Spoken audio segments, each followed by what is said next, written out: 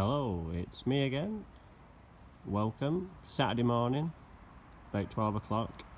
We're just going to start doing the other side and try and get it looking something like this. So let's go and let's have a look at some of the tools we're going to need today, or all of the tools we're going to need today, and let's try and bring this one looking something like this. So what we'll do is just have a walk over and we'll just assess the area and see what we need to do. So this is just like worm casts from last year, maybe a bit of disease, bit of drought, because we've had a drought here. It's all the way along. Another big patch there. Now the good thing with this lawn is it is the same as that, it's just not been fed. This is about 6 years old now. We did this. So let's just have a look for anything that's going to obstruct our machines. Sometimes you get little bits of, somehow pieces of metal appear which you've never seen before, and then you get your blade caught on them and things, but everything seems okay. There's a branch there, we'll move that, but generally it's in a good state of repair for having nothing done with it. So let's go and have a look at these tools. So for today's jobs, we're going to need the scarifier, the rake, the rotary mower, the cylinder mower, the seed, the feed. I'll go into more detail about those two shortly. A spreader, brush, and my top dressing. That's all we're going to need today. So first job is the scarifying. This is about 15 years old, no 13 years old as far as I've had it. I had it brand new. It's an Elco 3800 VB verti cutter, as they call them in Germany, and when this goes, this will be like a family pet dying, I tell you. This has just been so good to me. It's so light and does such a good job with the blades underneath. I'll just tilt it back. I think I've showed you before what's under here, but some nice blades there, brand new or a few weeks old. So I'm actually, I think because the wheels have worn down a bit, I'm actually cutting on neutral, and you kind of get a good scarify with that, but I think I'll probably just go a little bit deeper. So we're not going to go too deep today, we're just literally going to try and get some of this stuff out, and then we'll go over it with the rotary. So yeah, so these are no longer available, so this is why I cherish this and look after it, but you can still get parts for it, but there's nothing else on the market like it. So let's get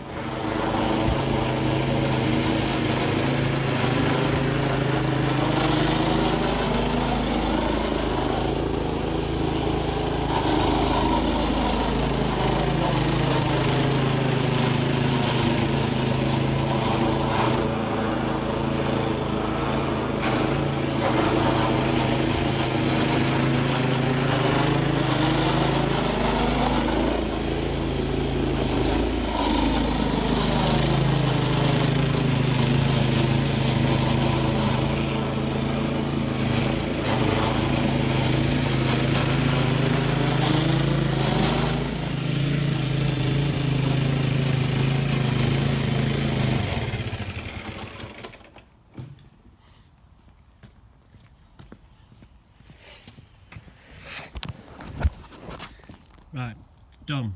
Double pass all over, maybe a triple pass in places, but that's just because I was going around the edge. One thing I did miss off is, yeah, I know everybody's not got a petrol scarifier, but you can hire them for probably 45 quid for the weekend, if not a little bit cheaper, which I do sometimes if I have a really heavy job to do, because that's not quite up to like a lawn that's never been moss treated or anything, so I do get one on hire for that. Maybe a cam on one is probably the best one to get. Sorry, I am out of breath, I've just been walking and doing that. So let's get on with some raking. We'll just assess quickly the damage I've done. It's quite undulated, this lawn, so you do catch it a bit on the areas where there's a bit of a camber towards the edge, but that's a good thing because you can get some more seed in there, and quite a few beech nuts have come up off this massive beech tree, so we're fighting that all the time for water competition. It just zaps all the water out of this area here, and then we've got this hedge here as well, and that. So this dries out within a couple of days if we have no water and quite a bit of heat. So Keith's quite good with this one. He does give this one quite a lot of water. So let's get it raked up and see how much we've gathered.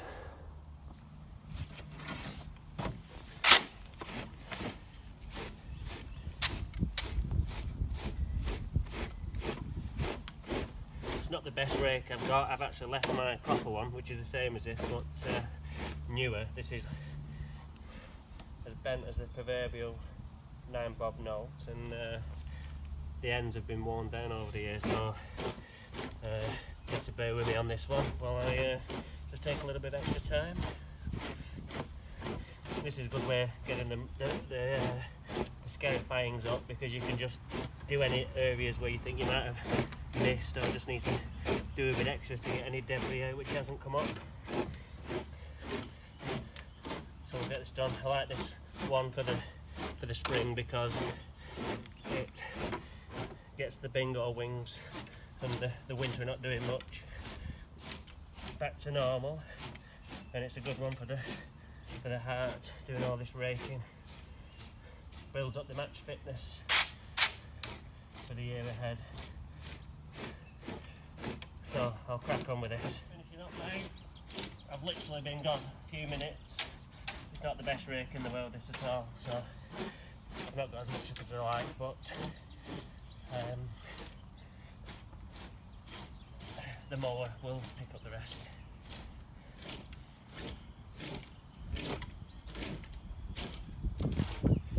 There we go. So a little bit come up.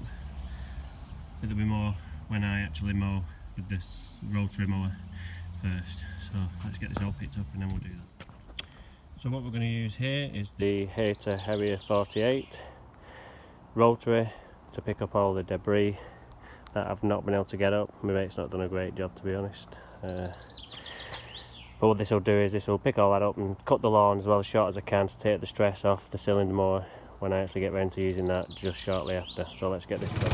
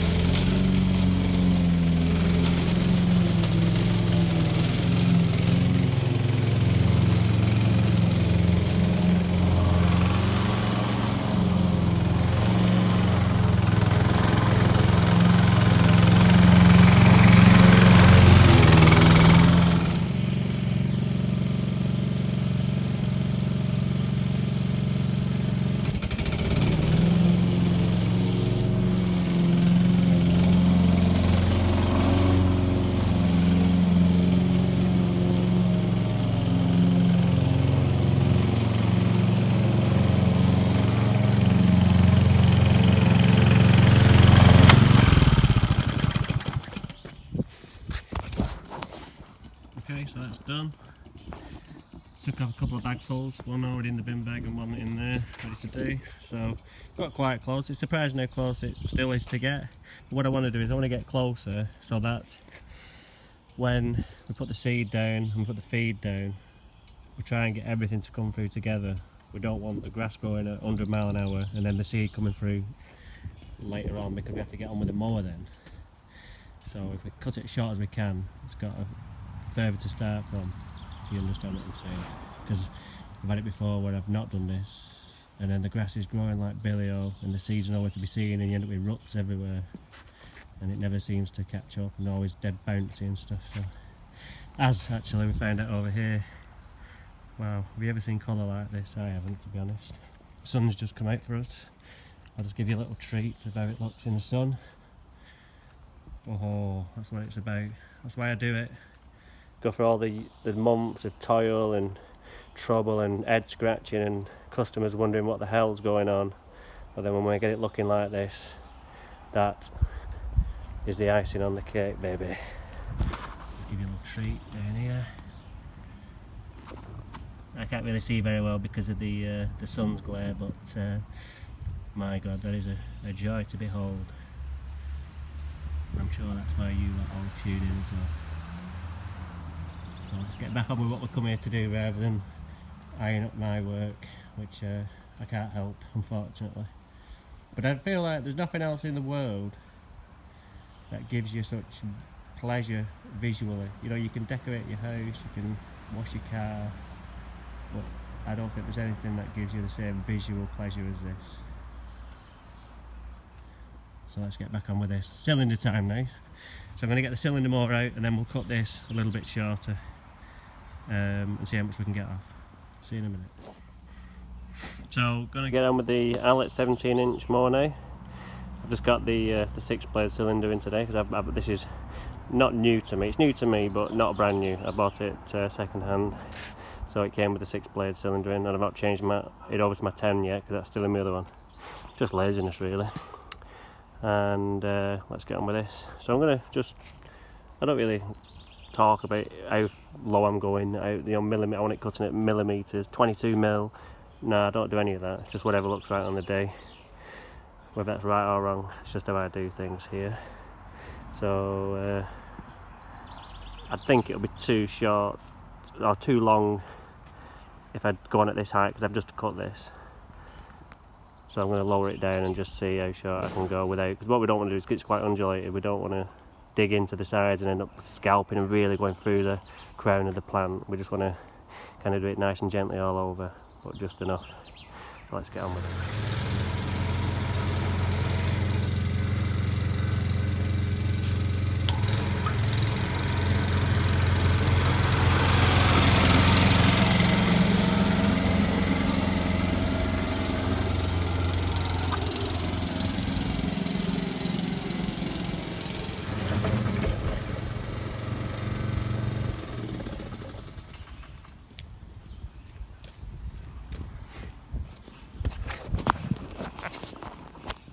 Right, that's done.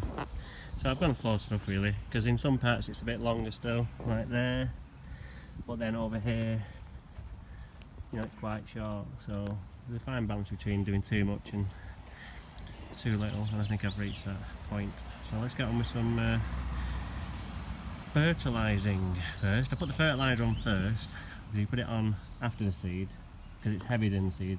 Your seed then bounces all over the place into the borders and stuff, so let's go and get that, and we'll have a little discussion about what I'm using. So here we are, got the products.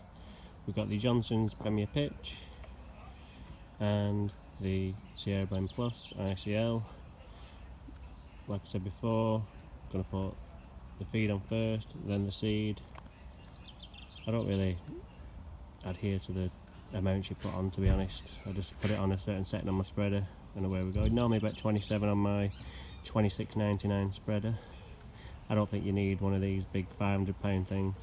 They're too big for my gardens, and I just can't justify spending that amount of money on one. And you see my work, it's never got yellow lines down the middle where I've missed or anything, so I think that's all you need. You don't need to.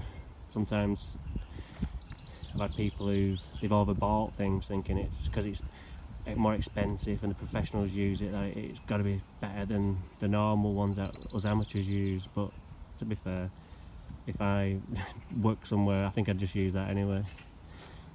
So let's get it on. Here she is, the Scott's 26.99 spreader. Really easy to use. I find it's really accurate. It's a bit wobbly on the gear under there, but what I do is I just wrap some gaffer tape around the box there, around the gears, on the spindles there, and it just stops that from wobbling, especially when you're on a hill. It can wobble a little bit and wear it out, so I just took care of that. So let's get the feed in and let's get it on. All loaded up, ready to go. I always put more in than what I need in my spreader, because if you put too little in, because it's coming out of like a small hole in the bottom, it's like an egg timer, and the sand, or the sand in the egg timer, but the fertilizer falls down in the middle only and doesn't leave enough in the reservoir to keep coming out, so you end up having to bounce the spreader to get the fertilizer to fall down into that hole. So I always put more in just to allow for that happening, but there's far too much in there anyway. So let's get it on. I'm on 30 on my spreader setting, so we'll see how we get on. in a couple of weeks. If it's going like mad, I put too much in there. Just set it up so we can see it. I'm balancing on a chair arm, but that's perfect.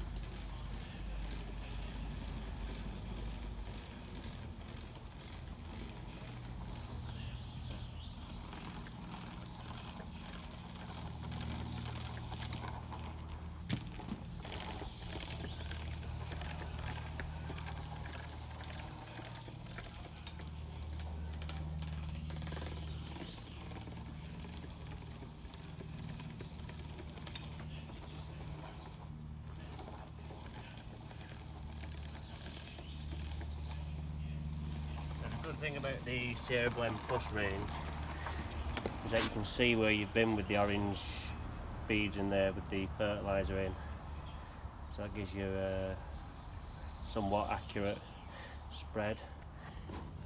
Right, just loaded up the seed, ready to go. Same thing here. What I'll do is just put more in than I need, but what I do is I go out on 32 on my setting. That's the highest setting because that's the seed drops out a little bit slower on that, so you need it on the bigger setting.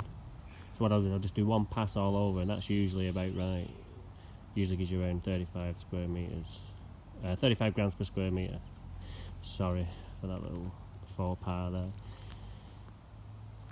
What I should have done in hindsight was double stripes as well, and that would have given me a gauge, because that spreader, the swath of that coming out is bob on usually two of my two single stripes in one direction.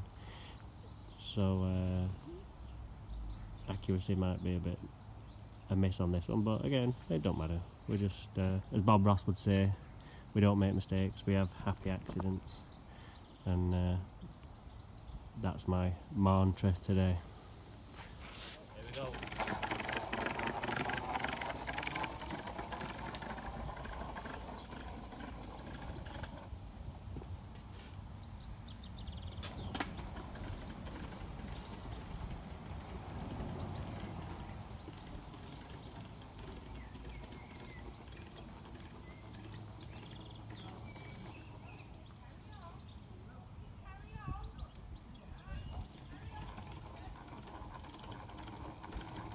Any areas that I can't do with the spreader, just I can't get to them, I just do by hand.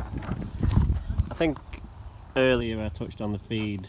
Now normally when I did this, I top dress and seed, but I don't feed it because I want it all to come through together. But because we've already got a really established lawn here, I think it's okay to do that, and we'll be okay, especially with the weather being the way it is. But early doors, when the weather's not quite there and the seed takes a little bit longer, the lawn comes through a lot quicker than the seed, and let's say you end up with ruts everywhere. But I think here we'll be okay. We'll find out, won't we, in a couple of weeks.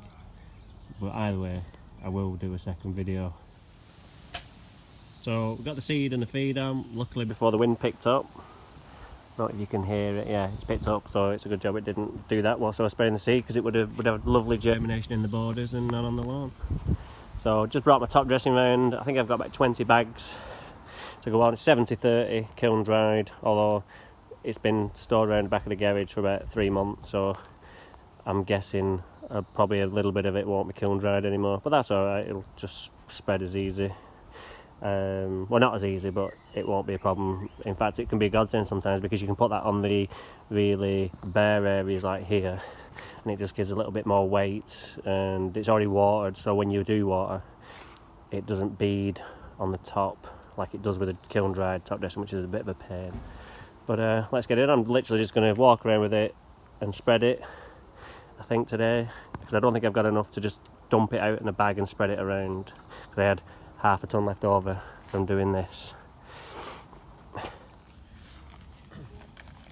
So what I do, hopefully you can see this, I open the bag, sprinkle a little bit out just to make it a bit lighter, and then I pick it up with the left hand and I literally just walk around and spread it with the right.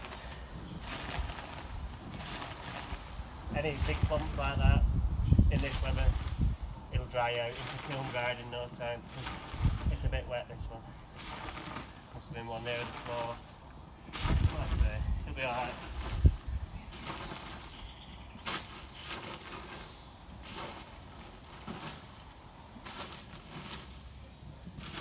Just leave it for 10 minutes, which I will be doing anyway. It takes that long to spread. And you get a really mucky arm.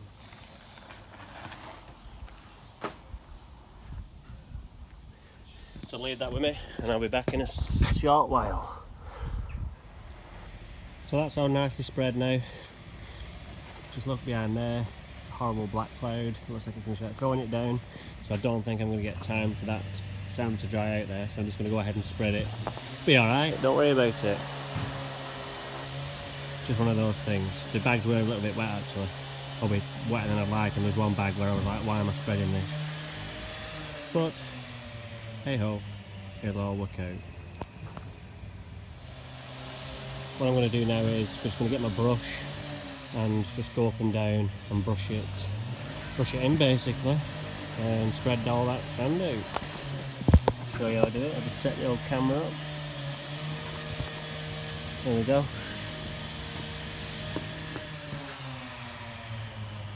So literally I just get to the brush and I just go like this. Just push it.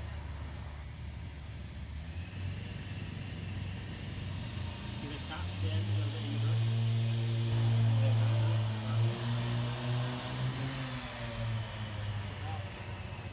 The rain will wash it through. Always get a bit stuck in your brush at the end and just tap that out.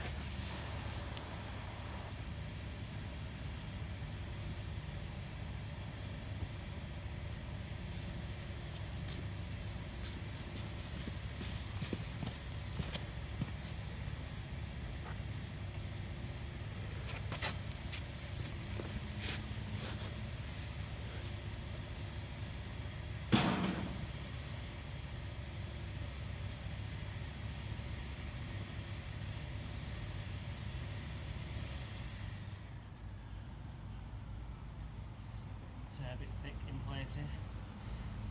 Sweep it out, maybe get those footprints out. Again, sometimes I go a lot backwards with the brush trailing, and then you don't get the footprints. It's a bit thick today, perhaps. I can't do that.